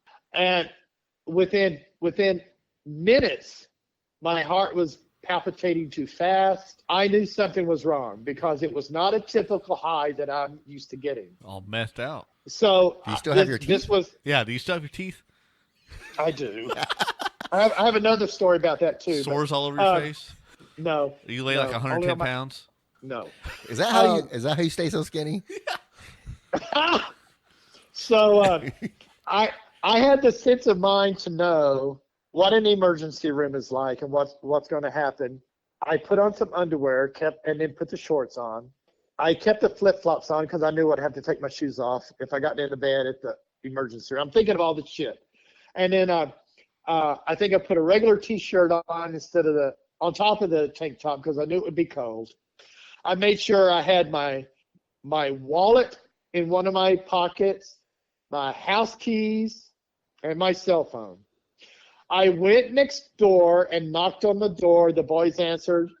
I did not know they were getting ready to go out because it was one of the guys' birthdays. I came in, they knew I was fucked up for some reason. Yeah. And I said, call 911 for me, and I need you to call my husband.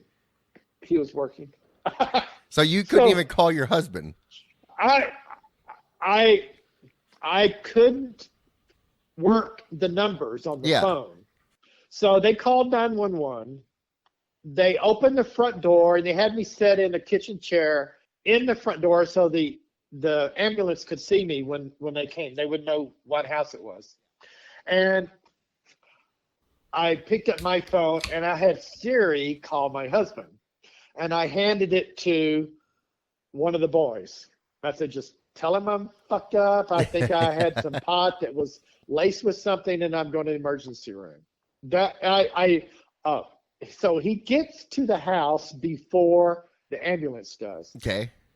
And the first thing he says is, how can you do this to me? When you're I looked at him. When you're already high, so you're a little bit paranoid anyway. I'm already fucked up, really fucked up. You can't use numbers, obviously. and I looked at him, and I said, shut up, go away. I didn't do anything to you. This is not about you. So he shut up. He just stood there, and the guys were sort of controlling him. The ambulance gets there, and he said, do you want us to take you to the ambulance, or do you want your husband to drive you? I said, he fucking can't drive when he's stressed.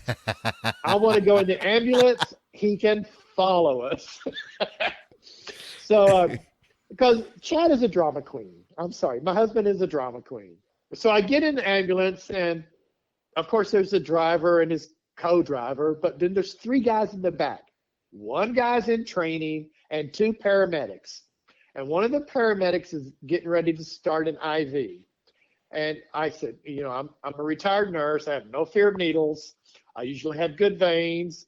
Should be easy to stick. So he looks at my arm, puts the tourniquet around it, slaps it. He says, oh, yeah, you got great veins. He tries to start an IV and jiggles it around and jiggles it around and jiggles it around. Please tell me you put in your own IV. No. So they know I'm high. So is this not this is not the trainee? No, he's not the trainee. He's the regular paramedic. Okay. He's looking nervous. He's looking at the other guys, look at me. And I just look at him. I said, did you fuck up my good veins? Oh, shit. And he said, yes. Oh. I said, it's a good thing you're so good looking. Do the other arm. So he did the other arm. It started out fine and everything. But so I had 2 spots, one on each arm, one with a big red bruise where he tried to dig into my veins, and the other one was just a regular. So I go home. So I'm like, he said, oh my God, do I need to call the doctor? Your veins look like they exploded. I said, I just need to go to bed, and I don't want you to talk to me. So I went to bed, and everything after that is, are you doing drugs? Are you doing drugs? It's like no, you're not doing drugs. It's like an edible occasionally. I have some very fun Vegas stories to tell, but I don't have enough time to tell them today. But I will tell you a story that happened over the past weekend where we went and saw Tom Segura. Are you done with your story? Yep. Okay. So me and my friend, I won't say her name because she asked me not to tell the story. We went. Is it one of your regular friends that's seen with you often? Yes, and you know her. Okay, then nobody's going to figure it out. Don't worry about it. Yeah, you know her. The last time we were in Vegas, you met up with us. So we went and saw Tom Segura. He's a stand-up comedian. Yep. Back in December, we saw Bert Kreischer, who is my favorite stand-up comedian. And Bert and Tom are like best friends. They do a podcast together called Two Bears, One Cave that comes out every Monday. I highly recommend watching that because it's hilarious. A lot of people complain that Bert goes off the rails, and he probably does what I do to you, where you'll say something, I'll just start fucking randomly talking about everything I want to talk about. Hey, it's what makes it fun. That might be why I like Bert so much, because I love when he does that. And, okay, back to my Tom Segura story. So we go see Tom, and so we paid a little bit more because we found these seats that were in a suite where we had our own VIP entrance. We had a VIP bathroom or private suite bathroom, not in the suite, but like all the suites shared one bathroom, so you didn't have to wait in lines. There was a bar there, and we also had a server that would bring us drinks during the show, so we never had to get up. Where was this?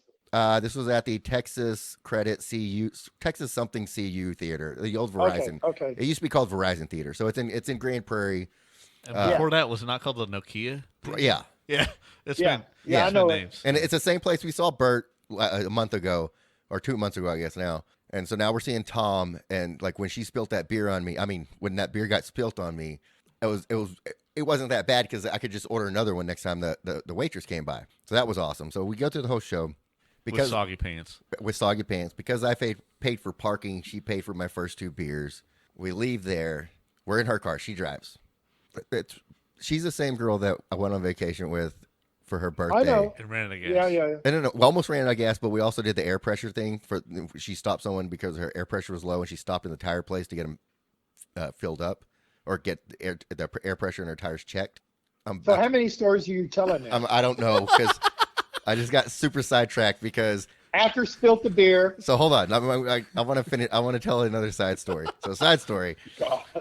So I was like, I can't believe she's actually letting someone else check these tires while I'm sitting in the car. It's like I feel like I should be. You just stop at a gas station. I can do it for you, or I can do it not for you, but I can do it. And then the next time I got an oil change, they were doing that. I was like, this ain't bad. So back when it got cold in December, my low tire pressure light came on. Yeah. And then my windshield wiper fluid came low.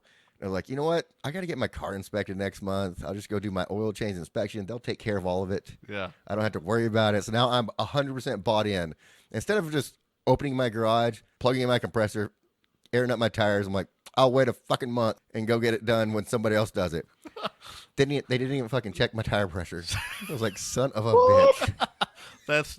You went to the wrong place. I was the same place I always go to. Oh shit.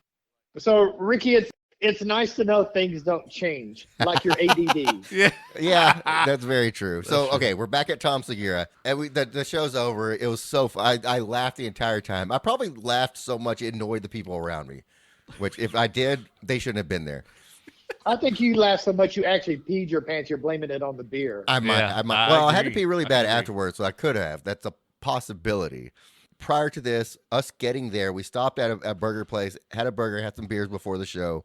We left that place that was less than 8 miles away from the theater, thinking we had plenty of time. Had an hour to get there. It took us an hour and 10 minutes to get there because traffic was so bad. But Oh so, my God. Oh, this was on Saturday? yeah, it was on Saturday. So, So why was traffic so bad?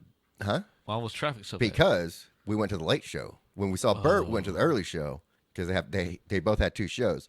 So we went to the late show. So all the people from the early show were leaving as all the people from the late show are coming in. So if there's no parking spots because people are leaving, people are just at a standstill, which is basically what we were. And we finally get parked. We finally get in. And I think we saw, I don't know if we had more than one opener, but we saw one opener that was hilarious. We saw Tom, and then we're like, all right, we want to get out of here as quick as we can. So we jump in her car. Well, we walk out, get to her car, jump in her car. We're driving away, and she's like, I don't know why my Bluetooth isn't connecting. And I was like, I don't know. So she starts digging in her purse and checking her pockets. Her phone wasn't there. Does not have her Oh shit! phone. She left it. She's like, I don't have my phone. God. And I was like, we can turn around right now and go get it. She's like, I don't want to deal with that traffic. I can do it tomorrow. I was like, I'll do this. I'll start calling that number and maybe somebody answer it. So I'm calling. She's driving. And I told her, like, just turn around. We'll go back. It's not that big a deal because they're not going to stay open forever. Like, they're going to close at some point tonight. Traffic might suck, but at least we can get to But it. you don't have to drive back the next day. Yeah. So I'll just turn around. I call 4 times, nothing. I wait a couple minutes. I call again, nothing. Wait a couple minutes, call again. Someone answers. Oh shit! I was like, hey, did you find this phone? I'll be. And she's like, yeah. She's like, sorry, I'm not used to this kind of phone because she has the green bubble phone. It's like, I'm not used to this phone, so I didn't know how to answer it. Someone had to show me, so I'm glad you called again. It says it on the screen. Slide. Well, I don't know what it says on there because it's a green bubble phone. Oh, hers is green bubble. Yes. You're right. I wouldn't know how to answer it either. Yeah, so it's something else. Me about- either. Shit. Yeah, so we talked to this lady, and she's so sweet. She's like, yeah, I have I have this, like, I can leave it at the front. And like, how much longer are they going to stay open? It's like, they said 15 to 20 minutes. Like, and the lady's asking, like, how far away are you? Like, probably about right at 15 minutes. Yeah. And she's almost out of gas. Oh, It's like, if we turn around and go back, I'm going to have to get more gas. typical. I'm like, geez, you did not prepare for this day at all, did No. you? The lady is like, where y'all at? I give the phone to because I'm like, you know where you're driving to, so talk to. You just said her name. God damn it. All right, I'll go back and edit that out. So I give her the phone. So she starts, because she's driving. She knows where she's at. I really don't know the area that well as she does anyways. And she's talking to this lady. She's like trying to figure out where they're at, how long it take to get there. And she's a little bit out. I don't know the best way to say this. I have nothing to say. So she gives me the phone back. Now I'm talking to this lady again. And she's like, well, I can meet you at this gas station on whatever road. So I turned to her, I was like, can we get there? And she's like, yeah, let's meet there. Okay, so that's great. So you have a gas station and you're going to get your phone back. Yes. You kill 2 birds, 1 stone here. So then the lady asked me, what are y'all's names? So I say, I'm Ricky. And Yeah, you're so-and-so. yeah, I'm Ricky, and this is so-and-so. She lost her phone. She goes, oh, I also have your credit card. Oh, shit. What? So it's one of those phone cases that have a slot where you can put a credit card? It does not have a It spot does to put her not. credit She card. just left it. She just left her phone and her credit card somewhere. And you're letting her drive. It was her car. She's the DD. So, You know, if she wasn't so fun to be around, I would say leave that bitch at home. but you're right. She is so much fun to be around. That's why She I love is. hanging out with her. And she loves Bert and Tom just as much as I do. So that's why I love going to these comedy shows with her, because we both enjoy it just as much as the other one does. You know what I mean? So, and then it gave me this great story, and I was like, as soon as we were going back, I was like, I'm 100% putting this on the podcast. Like, she's like, please don't tell the story. When we were leaving Vegas, Oh, here we go. Oh, we're back to the Vegas story. it still involves her. So I know. when we were leaving Vegas last May, I don't want to go to the entire story. How much time do we have? I don't have anywhere to be other than. Okay. Wait. No, we got You plenty of left time. off. You left off the one where they kept losing their fucking room key and having to get somebody No. else to take them up to the room. No. We never lost our room key. It was all on your phone. Which, if you have your phone on your app, when you get into the when you have your Oh, they were leaving their phone in the room. no. When you got into the elevator, you did not have service. So when you pulled up the app, the key was on your phone. So when you pulled up the app, you had no service, so it wouldn't pull it up. So I'll go into this story because it's part of this story. So we get to Vegas, and we're there for my brother-in-law's birthday, and me and her. New York. Yeah. No. This one we stayed in the old Monte Carlo, MGM. Oh yeah. What's it called? What's it called now? I don't fucking know. Park- I don't go to Park- the Strip unless people Yeah, are there. that's right. Park MGM. So we're staying at the Park MGM. It's basically the same hotel. They're right across the street from each other, owned by the same company. Digital key access. Great in theory, except once you get an elevator, can't use it. So what we want to do is get there, meet up with everybody, have some pool time, and then go to the dispensary and get some edibles, which is Yep. what any, I think, normal human being would want to do. Oh, that's the only reason y'all come to Vegas. Nah, well, I just go because my friends are there. I don't really go to gamble or anything like that. So we get to Vegas, and we landed early. When I say early. And what's great about the Park MGM app, whatever, that's not the name of the app, but they have an app to where you can check in 24 hours before your actual arrival time is. Yeah. So I checked in, and like I said, we had an early flight. We were landing right around 8:30 in the morning. While we were in flight, I got a text saying my room was ready. And when you check in, they say rooms are normally not ready till 3, but if something's available before that, we'll put you in that room. So I had a room ready, and by the time we landed, her room was ready too. So we meet up with we go to our rooms, we go back down, meet up with everybody at the pool, hang out for a little bit, and then we decide everybody's gonna go shower after the pool. We're gonna meet up, do other stuff, and me and her meet up. Before we left, we're like, let's go find a dispensary, get us some edibles. That way we're good for the rest of the weekend. So we walk out to the smoking section, or I'm sorry, the Uber section, which is also the smoking section. And I'm pulling my phone to call an Uber, but I can't find like a dispensary to go to. So it was really weird. Like, how do you call an Uber when you don't know where you're going? Yep. So then she was smoking a cigarette, and somebody behind her was like, "Hey, can I bum one of those?" And pulled out like a handful of change. Like, "I'll pay you for it." She's like, "You don't have to pay for it." She's like, "No, I will never take a cigarette without paying." And gave her a handful of change. Like, now that's more of an inconvenience than if you were just taking the fucking cigarette. Now you have a handful of fucking change. What are you gonna do with that shit? And then Nathan, you can't even use change in the slot machines anymore. Right. It's pointless. So then Nathan, which is a guy I've never met in my life and I only met once, says, so before Nathan, asked the guy who bummed the cigarette, no, didn't bum it, paid change for it. I asked him, like, hey, do you know of like a dispensary that's close by that you might have been to or whatever? He's like, oh, yeah, there's one right across the street, which I don't think there is. I've looked and I've never found one on the strip that's actually there than what people say it is. So Nathan, who's sitting out there waiting with us, says, hey, I got these 2 blunts that are sealed in their packaging that I bought that I can't take with me because I lost my license and now they're going to have to check everything I have. Do you want them? So we took one. The other guy took one.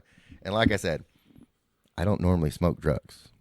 Yes. But I'm going to make an exception. So Free drugs. we light up the free some drugs random from people. a stranger and we start smoking this Light blunt. it up, baby. Light it up. And a security guard rides by on his bike. Is like, hey, y'all can enjoy that as much as you want, just not right here. It's like, where can we go? It's like, just walk around, go across the street. Paul Blart, huh? He was real nice. But yeah, so we go across the street where there's a park bench and we smoke it a little bit. This is what I said, don't smoke. So I'm not really good at judging how that is going to affect me. So now we're walking to meet my brother-in-law. He's at a digital roulette machine. And I take a step on the casino floor and it feels like gravity just got 1,000 times heavier. Oh, God. And I just sink into the floor and everything just becomes like a blur. Like I can hear all the noises, I can see everything, but it's like all I can focus on is 2 feet in front of me. So luckily I could see her. So we get to where Troy is, my brother-in-law, and we sit on this roulette machine, this digital roulette, and I put $50 in, but I can't make a bet. You remember earlier when you said you couldn't figure out your phone to call somebody? Yeah. This is where I was, because the screen looks just like a roulette table, except it's all digital. Holly's sitting next to me. Shit, I said her name again. God, what is wrong with you? She's sitting next to me. Oh, I'll try to do that. I'll put a beep over it. Yeah. Okay, so she's sitting next to me, and she's telling me every bit of gambling she is doing. And I understand every word she's saying. It's not like she's speaking a different language, but the words did not come together to complete sentences. So it was literally just going in my head and out, and I was like, I don't know what the fuck she's trying to tell me right now. It doesn't make sense. And then I look up, and Troy's sitting across from us at a different seat, same machine. And so we start talking to Troy. And then 10 minutes later, she looks at me. She's like, hey, Troy's right over there. I was like, yeah, we've been talking to him for 10 fucking minutes. And she's like, oh, we have? I was like, thank God, she is just as fucked up as I am. So day 2, same thing. We go to the pool. We're done at the pool. We go take our showers out of the pool, come back, and me and her is like, we're going to meet up at this bar and watch the end of this Yankees game. It's going in extra innings. So we're like, we'll watch this game, drink a beer here. And then we decide we're going to go ask the bellhop if he has any recommendations on a dispensary. Common sense thing to do, right? Yeah. Ask somebody local. So at this time, I had already gotten a actual room key printed because I realized the app does not work in the elevator, and that's kind of a big deal, especially after you're high as fuck and you can't figure out how to do something before you get on the elevator. So I had a room key printed, which is very easy to do. That's why I highly recommend the M Life Resort app. Yeah. So if you ever stay in any of the hotels, get that app. New York. Yeah. And We stayed there in October.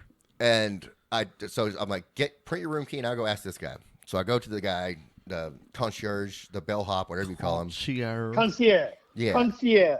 And I asked him, I was like, hey, do you know of, or do you have a dispensary you prefer of, or no one that's close by that you like? And this little judgmental asshole, probably about 21, 22 years old, looked at me and was like, no, because I don't smoke. I was like, motherfucker, besides yesterday, neither do I. I just like eating drugs. I'm like, whatever. So then as I'm walking away, this lady behind me says, hey, I have edibles if you want an edible. I was like, seriously? And she's like, yeah, I just picked him up from the airport. We stopped at the Grove. It's the best place on earth. It's on the way. But we walk over the side. She pulls out her gummies, gives me an edible. And as I'm walking away,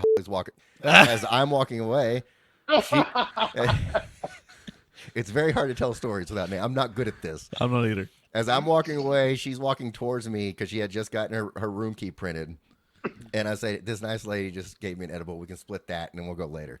And so well, I'll go tell her thank you. So she goes tell her thank you. And she's like, well, do you want one too? So now we both had an edible, which we only need half. So this is perfect because we're flying out the next day. So we eat our edibles, split throughout the day, and it turns out very nice. We still haven't had to go to the drugstore. Just strangers giving us drugs, which I mean, what are better? Your thing. What are better than Welcome free to drugs Las from Vegas. strangers? Yeah, no shit. So then we're leaving. We do more pull time, and then we're leaving Vegas. And while we're at some point, she decides she wants to finish the rest of that blunt that she got. After the first day, I'm not smoking any more of it. It was enough for me. So she smokes a little bit more, and then we get our Uber, and it's this Australian guy who is fucking awesome. Like, this guy was one of the coolest guys I've ever met in my life. He worked for Thunder Down Under, but not like as a dancer. He was like on the soundboard. He ran the audio stuff for it. So we talked about that a little bit, and we asked him, like, when we come into Vegas, like, where should we stop to get edibles? He's like, the Grove. The same thing the lady told us, like, stop at the Grove. It's on the way from the airport. He's like, I'll take you there now. So on the way to the airport, we stop at the Grove, and we get edibles. Mind you, smoke drugs. Shit. Who? God damn it. Who? God damn it. She wouldn't care if I told her name in this story, but it's connected to her losing her phone story that I have to keep it secret. Are she worried about losing the phone story over this? She's afraid That's what I'm that people saying. will get the wrong idea about her and think But she's just a is drug smoking. constantly losing her phone, which she doesn't, which she does. She loses her debit card all the time, and this story is going to take us into her losing something else. Oh, here we go. So he's like, we can stop at the Grove. So mind you, she had smoked some of that blunt earlier on. We stop at the Grove, which is I highly recommend. Anybody flying to Vegas, as soon as you get your Uber or whoever's picking you up, stop at the Grove before you get to the Strip. It's on the way. It's perfect. And we just buy some gummies. So we didn't buy a lot. And then we get to the airport. We go through security. We stop. We're eating. And we weren't like starving because we had ate before while we were at the pool. And we just shared some like chicken tenders and we had a beer. And then we ate half a gummy each. We get to where it was at this time when she goes to pay for the chicken tendies because I paid for all the Uber, so she bought lunch at this place. She can't find her ID. Oh, shit. Like, she has no clue where it's at. It's not in her wallet. It's nowhere. And it's like, it's somewhere in this airport. She's like, no, the last time I remember having it was at the Grove.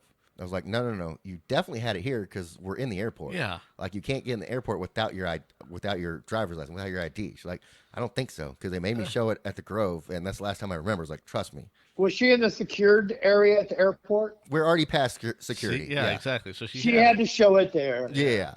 So then we get, right before we board, she's like, let's take the other half of this edible. So we take the other half. We fly home. Jesus. We get back. Everything's fine. And she's like, and she keeps bringing up her ID. She's like, I can't think of where I left it.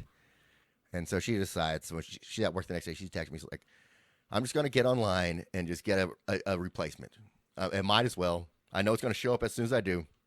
But she got online, ordered her replacement, and then probably about 6 hours later, when she's at home, I get a text like, oh, it's in my shoe. In my her God. shoe. She went through security, Took it out and Had put to it take in her her shoe shoe, off. then put her shoe on. put her ID in her shoe. Christ. Let me Jesus. just- yeah, so she has a tendency of losing things, even though she doesn't want to believe it.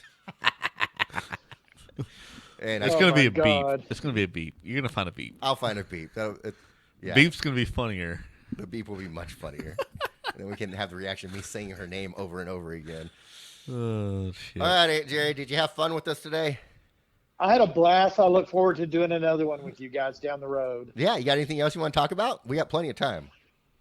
Not today. It's past Grandma's nap time. Oh, shoot. Oh, yeah. What time is it there? It's Oh, it's Oh, only wow. it's almost 5 o'clock. So I didn't Well, realize it was that's not almost so 7 bad. here. yeah, it's 7:00 here. Yeah, so. this we've only been on for not even 2 hours. So. 2 hours, 13 minutes. yeah. That long? Oh, okay. It's been fun though. It hasn't seemed like it. No, Right. I that's, miss you guys. Does it? I miss you so much. Yep. But I enjoy the times when we make it out to Vegas and I get to see you. That's always fun. And when we stayed with you, that was so much fun. Even though we didn't spend a lot of time at the house, it was still fun just to hang out with you while we were there. And now it's better if you stay in a hotel because the house is a total fucking mess with us trying to downsize and get rid of shit and pack stuff up so that we can move in May. So, Oh, yeah. So Okay. how far off the strip do you live? it only takes us 15 minutes to get to the airport and 15 minutes to get to almost anywhere on the strip. It's Huh. for when Uber drivers, every time we did an Uber from his house to the strip, it was basically $10. Huh. So if that gives you any kind of idea. Wow, that's Okay, yeah. So And now all of that's gone up. It's gone up because yeah. of the pandemic and everything. Yeah, I So- bet. So okay, so Chat is retiring now. Well, it's not an official retirement, but he's going to be working on his own businesses in the Philippines. Yeah, like the pig farm and all that stuff. And like you said, Yeah, you're he's not do going to the be working for tilapia anyone farm. else. Okay, Yes, I wasn't yes. sure if he was going to try to open his own Panda Express in the Philippines. No, I hope not. He does want to open a restaurant bar, but probably not for a couple of years. That'd be fun. Him I'd love to being own a the bar. number one in his region, number two internationally, I bet he could talk them into building a restaurant just for him. Man, Even if that'd it's be not awesome. Panda Express. He probably could, but he's so well connected in his community. The superintendent of schools, when Chat was in high school, he used to take the kid to school when he was in elementary school. That's who the superintendent of schools is, distant cousin. Also, he's good friends with the mayor and the governor and our congressman. They all went to school together In the Philippines. in the Philippines. Okay. Yeah. So how big is the He's community? well connected. The town where we live in is only about 45,000 people, Okay.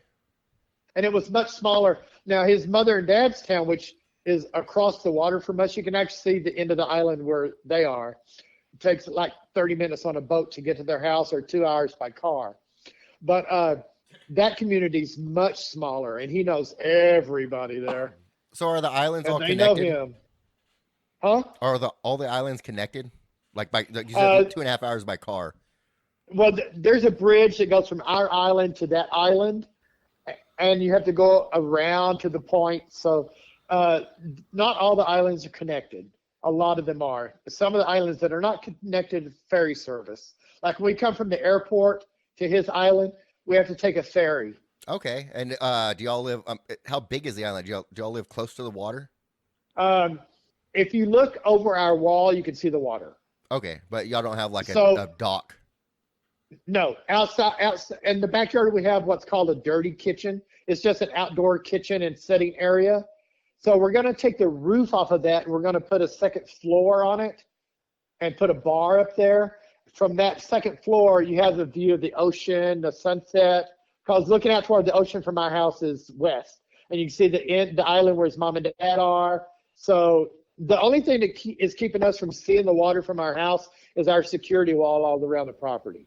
Okay, so when I come visit, I want to stay in the upstairs bar. Yeah. I feel like the weather will be fine. It won't get too hot or too cold. When we go to his mother and dad's, I like to sleep on the front porch. Yeah, I think we've talked about that before. Yeah, we did. But yeah, I'd like Yeah. to sleep on the second floor bar so I can see the water and pour my drinks as I sleep. Yep. All you need is a couple of fans blowing to keep any mosquitoes, anything off of you, keep you cool. Everything will be fine. I'll probably sleep up there with you then, Perfect. so I can have a drink and smell you during the night. Jesus.